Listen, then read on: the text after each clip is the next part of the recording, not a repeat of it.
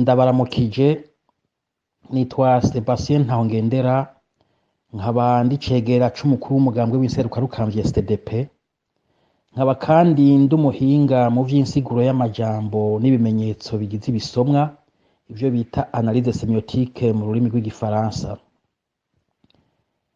Sinkunze gushira ijwi ryanje ku mbuga bene izi,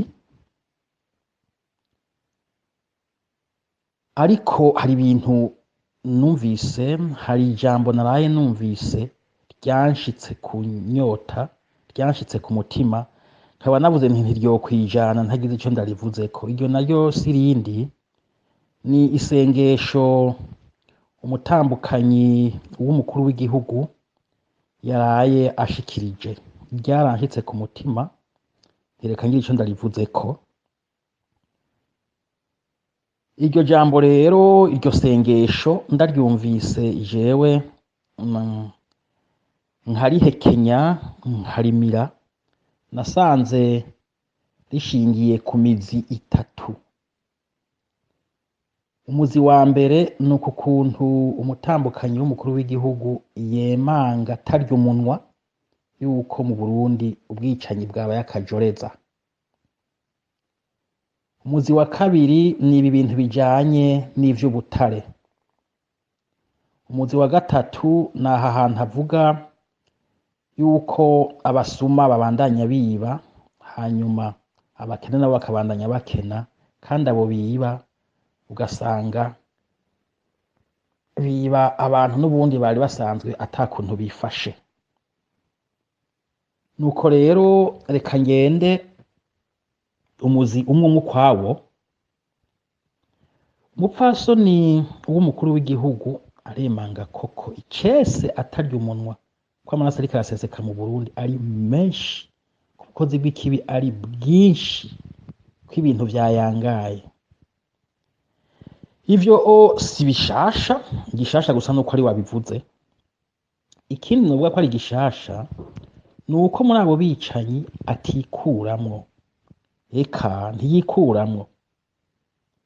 Kandi ivyo si bibi, kwemera guheba ukemanga amakosa, nibaza yuko ahubwo ari ubutwari. Aravyemanga kuko sinomuvugira ivyo atavuze, reka ndamusubiremwo atagakwabu nkuyemwo aho yagashize, atakaburungu ndiye aho yakamaditse. Avuga ati ivyaha twakoze vyose turavyatuye, twakoze, ntavuga ngo ivyaha bakoze, oya. Nico rero ni gishasha, ico ni gishasha. Hanyuma ikindi gishasha muri ivyo ni ikijanye n'abariko barakora ivyo vyaha mu Burundi, abariko baragirira nabi abarundi. Twari tumenyereye kumva hageze ko bavuga amagorwa abarundi barimwo uwuriko arayabatera, twari tumenyereye kumva bavuga ngo n'abakoroni, ngo n'ababanya bacanke bariya, ngo n'abashumba b'abakoroni, yego ngo abacangero. Ivyo nivyo twari tugize iminsi twumva, ariko umupfasoni n'umukuru w'igihugu suko abibona. We wavuga ati abantu bariko baricwa barapfa, kandi abapfa, ndabusubiyemwo, avuga ati abapfa bicwa na bagenzi babo. Ntaco ndamurengerejeko, abapfa bicwa na bagenzi babo. Urumva ntibakibaye bababanyi, ntibakibaye babakoroni, ntibakibaye babashumba b'abakoroni, abapfa bicwa na bagenzi babo. Ikindi gishasha numvise muri iryo jambo ni ibintu bituma abantu bicwa. Naho nyene harahambaye ijambo urikurikiranye neza, kuko twari tugize iminsi twumva bavuga ngo igituma abana bariya bagomba kuzana imigumuko mu gihugu, ngo ni ukugira ngo bagarukane abakoroni, ngo ni ukugira ngo bagarukane intwaro zimeze kuriya na kuriya, bagatanga insiguro nyinshi. Mama ngo no kubera ngo batsinzwe mu matora none bagomba kuzana ibi ngo vy'intwaro z'igikenye. Mama ngo nuko batagira abanywanyi, uko kutagira abanywanyi naho nugiye kuri tele yagiye kwigisha baca bamwiruka inyuma, ivyo byose bakabivuga. Mama ibi na biriya ngo batinya amatora n'ivyanda gutakiye. Ariko yavuze ibintu bikuru bine bituma abantu bicana yabidondaguye sindamurengereza ko na kimwe yavuze ishari inzigo urwanko hamwe ngo na reglement de compte novuga mu kirundi nti kwihorahorana bifatiye ku mvo nyinshi.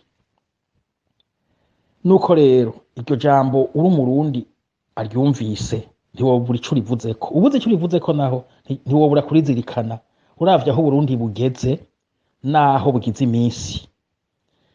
Iryo jambo rero jewe nararyumvise hanyuma mbere ndaryumvisha. Nukuri ni jambo abarundi bose bakwiye kumviriza kandi bakazirikana. Reka njya ku muzi wa kabiri. Umuzi wa kabiri ni aha hantu avuga ibintu bijanye n'ubutare.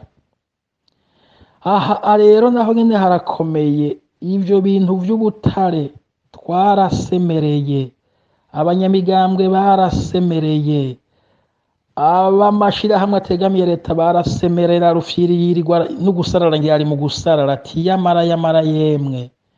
Abamenyesha makuru baravuga gushikana aho ibigega mpuzamakungu biha bikavuga biti yamara ubwo butunzi ni mu butunganye neza kugira ngo bufashe abanyagihugu, ariko ivyo vyose bagira bacabivuga ngo gwa hiyo ngo twarutamena ngo wamushumba w'abakoroni we. None ubu umupfasi n'umukuru w'igihugu nyene yavyivugiye mu majambo atomoye ati bwa butare waduha harageze yuko buja habona mana bugafasha abantu bose atari bamwe gusa, atari imigwi imwe gusa, hamwe umurundi wese ashikirwa.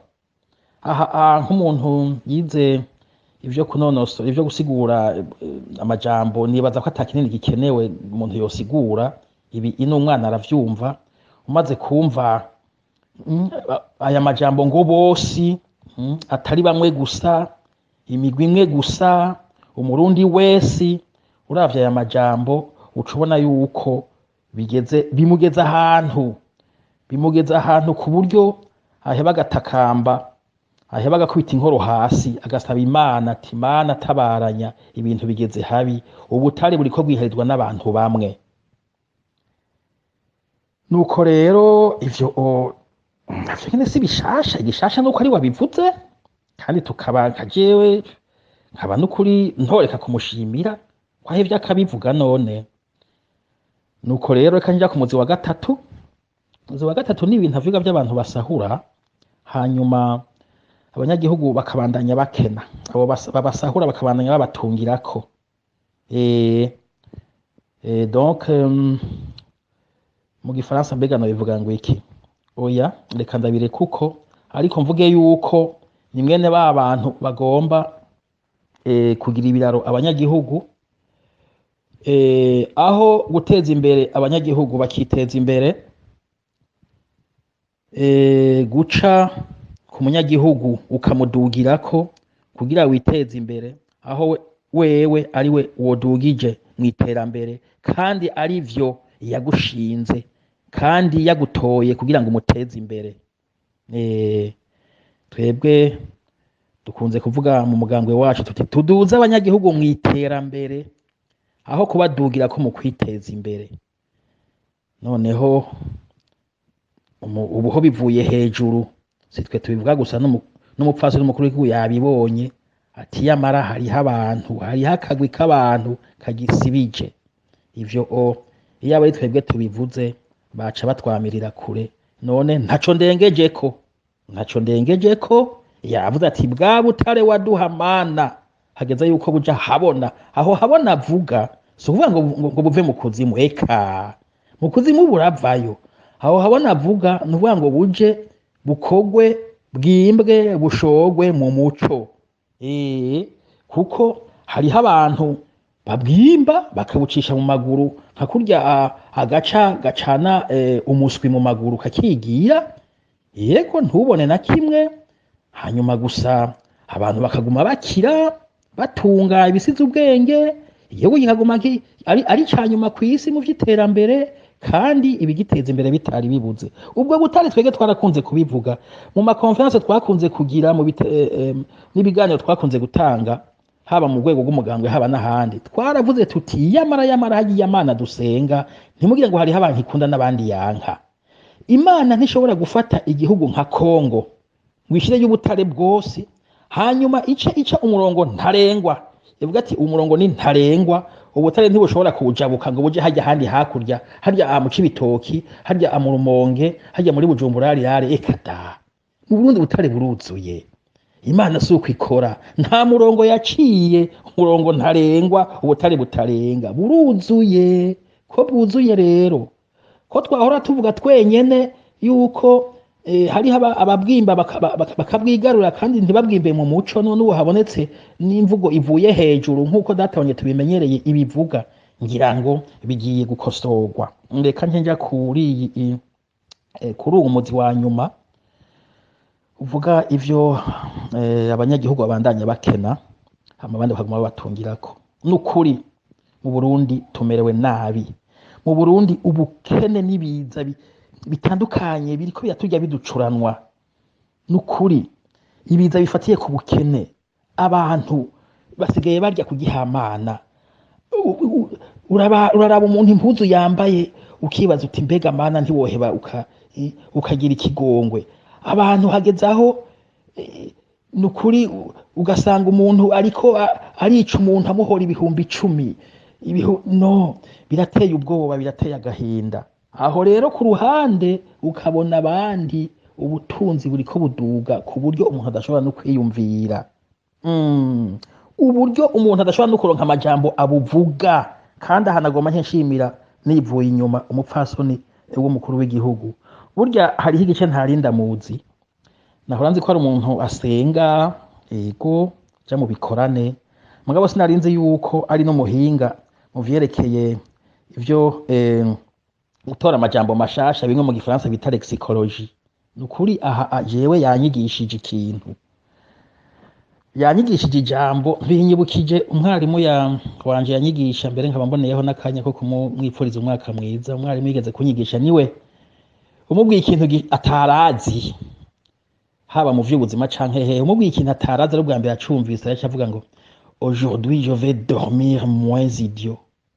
Ati no munsi nza kuryama ndikijuju bukebuke. Jewe nanje n'ukuri umupfasoni umukuru w'igihugu ndamushimiye.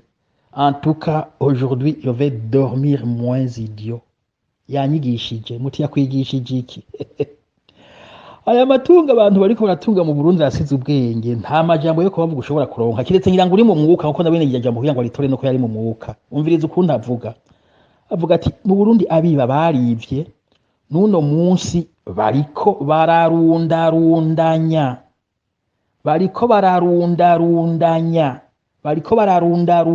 Iryo jambo rivuze gatatu, nibura gatatu wumvirije neza mu gisomwa.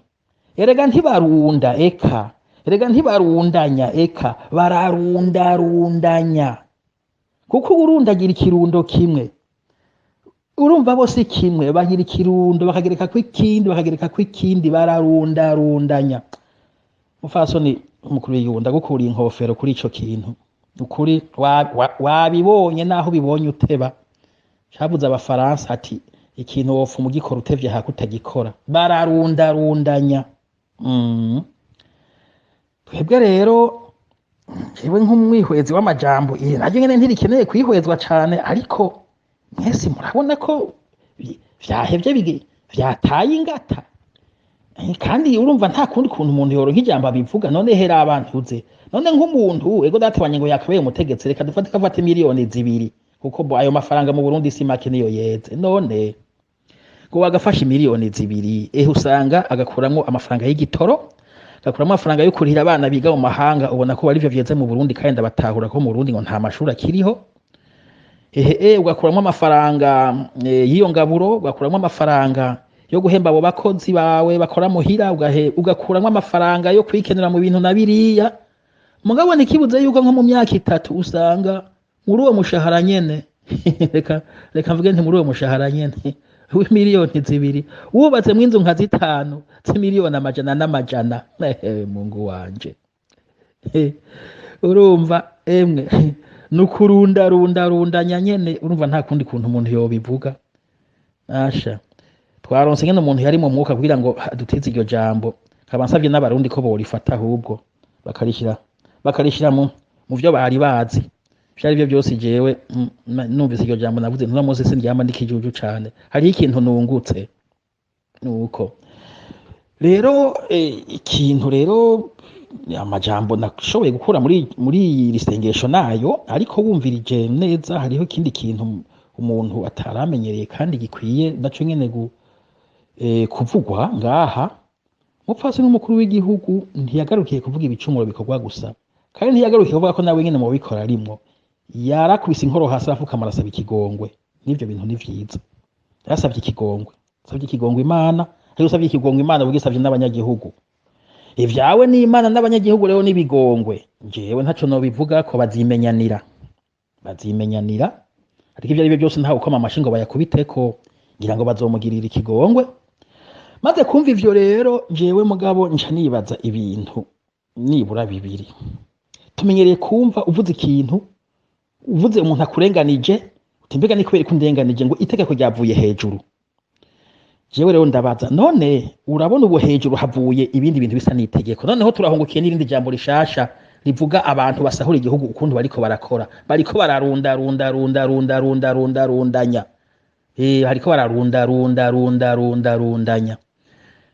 None jewe ndabaza, mbega ko abo bahora bavuga ko ibintu bivuye hejuru, none ubu ko havuye hejuru ibindi vy'ukwemanga ivyaha bikorwa no kuvuga ko biriho mbere bakabisabira n'ikigongwe, none ko twahora twumva baca baja mwibarabara iyo habaye ikintu badakunda canke kimeze nabi, mbega ubu ntiboja mwibarabara gushigikira umupfasoni n'umukuru w'igihugu, bakagenda basemerera bati abantu bariko bararundanya turabiyamirije, hama bicinye turabiyamirije, hama bagaca bafukama bagasaba ikigongwe abanyagihugu n'Imana, ntibobigira uko. None ko bivuye hejuru rega ntawe uzobafata, ubwo bafate gute kandi baca ati bivuye hejuru?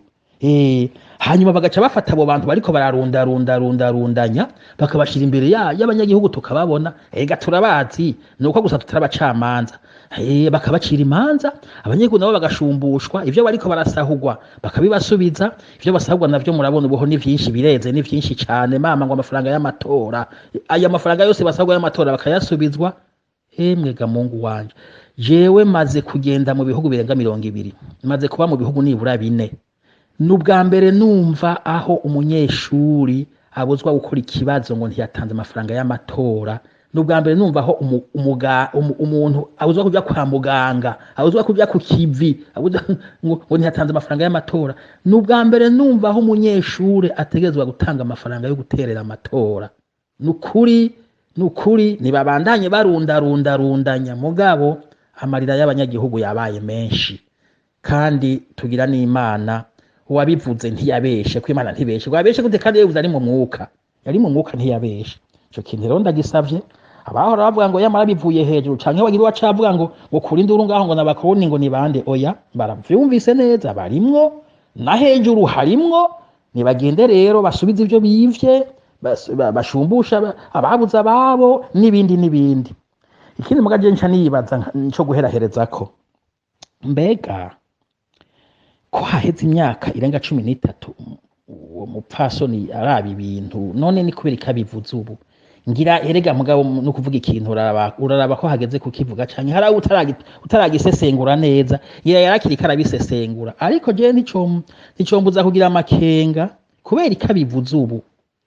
Nizere ko atoba ashaka kumera nka yambeba ikurya iguhuha, ikurya ino yumvise ukakaje gacibanzi kareka kugira ngo usinzire, wasinzira cisubira ikakurya mugabe igumi guhuha. Nizere ko atari ivyo, kuko harya ikigongwa agirira abanyagihugu akaba kigize ubu kare tutahora tuvyumva. Izo mpuhwe abanyagihugu baragoye, amerewe nabi, barashonje, akaba bazaniye ikigongo. Ubwo ni hariho ibintu agomba kujya kubaka muri ino minsi igiye kuza, ubwo ni hariho ibintu agomba gutegekanya kuzaho bajya kubaka. Simvuze ko ari amajwi, oya simvuze ko ari amajwi gusa, ndibaza tuzoba tuvyumva. Reka sintanga umwanya kuvuga, tuzoba tuvyumva.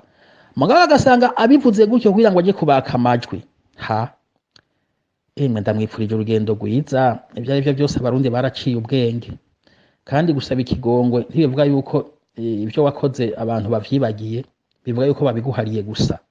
nuko rero nkaba nongeye gushimira umupfasoni mukuru w'igihugu kubera yanyigishije, nkaba ndanamushimiye no kubera yemeye yuko ivyaha mu babikora nawe nyene arimwo kandi yafukamye agasaba ikigongwe, nkaba kandi nsavye n'abahora bavuga ko ibintu biva hejuru n'ubundi ivyo bivuye hejuru bomenya ko bigiye kumanuka, hama bimanutse bagaca babishira mu banyagihugu, hanyuma bakaja mbere bakihereza n'amabarabara bakavuga bati turiyamirije aba bantu, aho bagiriye mu mabarabara biyamiriza abansi ataribo, ubu ho babumvise turiyamirije abantu cane cane aba bicanyi be n'aba bariko bararundanya tuvibuja.